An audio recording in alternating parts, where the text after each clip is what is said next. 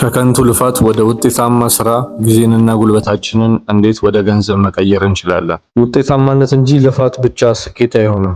ሰላም ጤና ይስጥልኝ። እንኳን ወደ ዛሬው ፖድካስታችን በሰላም መጣችሁ።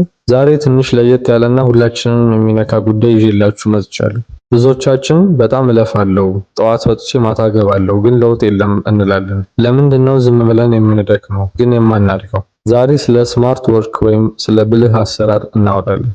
መድከም እና መስራት ይለያያሉ። መጀመሪያ አንድ ትልቅ እውነት እንነጋገር። በጣም ደካማው ሰው በጣም የለፋው ሰው ላይሆን ይችላል። ለምሳሌ በቀን 12 ሰዓት ድንጋይ የሚፈልጥ ሰው እና በቀን 4 ሰዓት ኮምፒውተር ላይ የሚሰራ ሰው የምርታማነት ልዩነታቸው ሰማይና ምድር ነው። ውጤት ተኮር መሆን ትኩረታችሁ ስንት ሰዓት ሰራው ላይ ሳይሆን ምን ውጤት አመጣው ላይ ይሁን። የ80-20 ህግ ወይም ፓሬቶ ፕሪንሲፕል የምንለው ብዙ ጊዜ ከምናደርጋቸው ስራዎች ውስጥ 20% የሚሆኑት ብቻ ናቸው 80% ውጤት የሚያመጡት። ያንን የ20% ጠቃሚ ስራ መለየት ብቻ ነው የሚጠበቅብን። በዲጂታሉ ዓለም ውስጥ ያሉ እድሎች አሁን ባለው ዘመን ስራ የለም ማለት ትንሽ ይከብዳል። ስራው ያለው አሰራሩ ላይ ነው።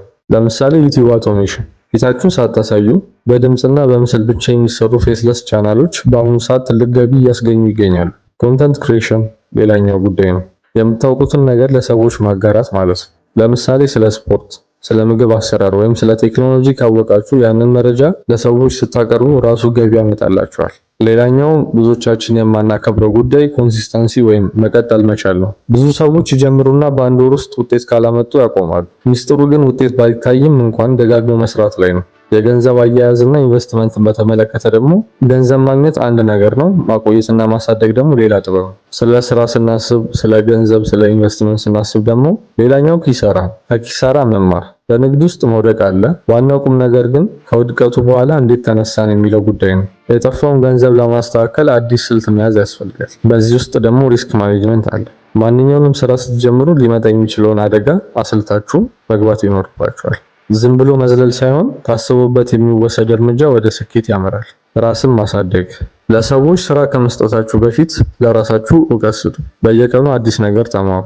ስኬት በአንድ ጀንበር አይመጣም፣ ግን ዛሬ በወሰናችሁት ውሳኔ ነገን መቀየር ትችላላችሁ። ጊዜያችሁን በከንቱ አታባክኑ። ከማይረቡ ወሬዎችና ቪዲዮዎች ራቁና ህይወታችሁን በሚገነቡ ነገሮች ላይ አተኩሩ።